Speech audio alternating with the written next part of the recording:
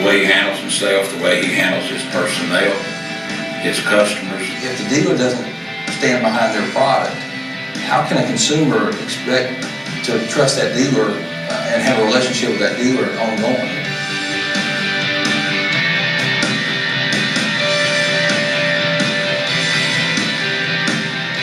We're not for everybody.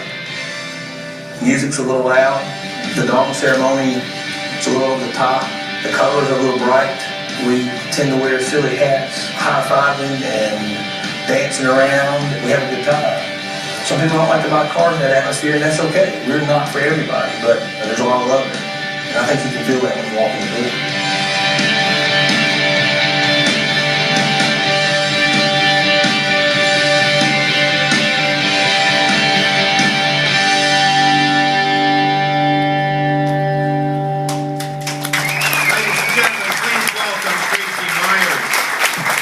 People have been asking me all week, and I've been here all week, what day is it anyway?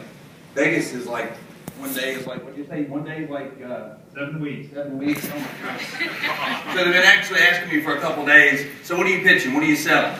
And the fact of the matter is, I'm not selling you anything. I'm like most of you in the room, I'm a dealer. I work in a dealership, day in, day out, unless I'm getting education like I'm doing here. Now I promise you that this is going to be a no-pitch presentation. And at the end of the presentation, I'm going to give you some things that you can take home and you can implement in your dealership today. Fair enough? Yeah.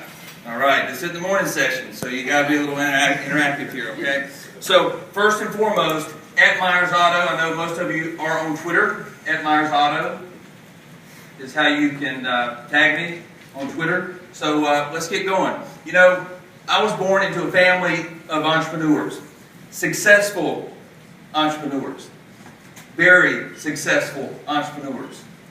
Now, I don't tell you that to stand on a soapbox and to pat myself on the back. I tell you that because it is a blessing now, but I often looked at it as a curse. Because regardless of what I wanted to do, I always thought that my family members thought that I should be a very successful entrepreneur. As a matter of fact, my ancestors, they came here from Germany.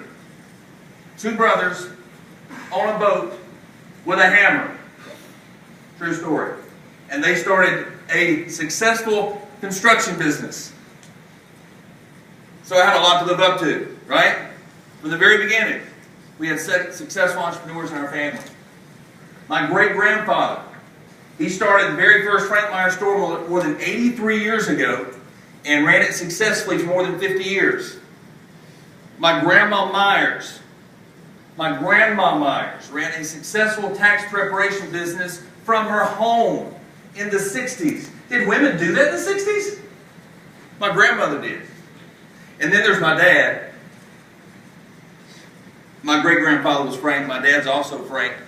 If it was legal and my dad could make money doing it, he did it, is doing it, has done it, you name it.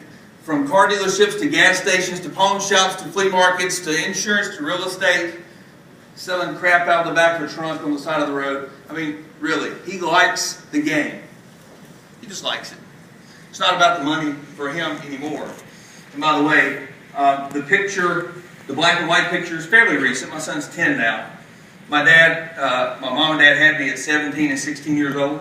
I'm 41 this year, so my dad is still, and my mom both are very young. I was an accident that worked out, but that's a good thing. But the further I went along in life, I really didn't know what my calling was going to be, but I did know that I could sell from a very early age. Who knows what these are? Quick. Yeah. The glasses, Ferrari sunglasses. Ferrari sunglasses were huge in the 80s. These bad boys were it for about 3 months. Seriously. They would fold up and unfold, and there was a little pack, and you could stick them in your pocket or your shirt pocket. And at the mall, they're probably 150, 200 bucks. My dad found a dude out of China that sold these bootlegs for like $3. Seriously. Sent me to school with a box of them and said, sell these for 15 bucks each. Oh, that's cool, because they fold and they unfold. You know, I'm in 3rd grade, by the way. So as I'm selling it, trying to sell it to the kids, guess what happens? 3rd grade. Kids got no money. Who do I go to next? Teachers. Guess who has a line at lunch trying to buy these Ferrari sunglasses? 15 pairs in a little box. I did. So I started getting phone calls at home from teachers in sister schools in the community wanting these Ferrari sunglasses, because teachers talk just like people in the automotive industry talk, right? So before I got called to the principal's office and was told that I couldn't sell these glasses on school property anymore, I was doing pretty good with the Ferrari sunglasses, so I knew I could sell. And by the way, I did sell the principal a pair of Ferrari sunglasses before I left his office.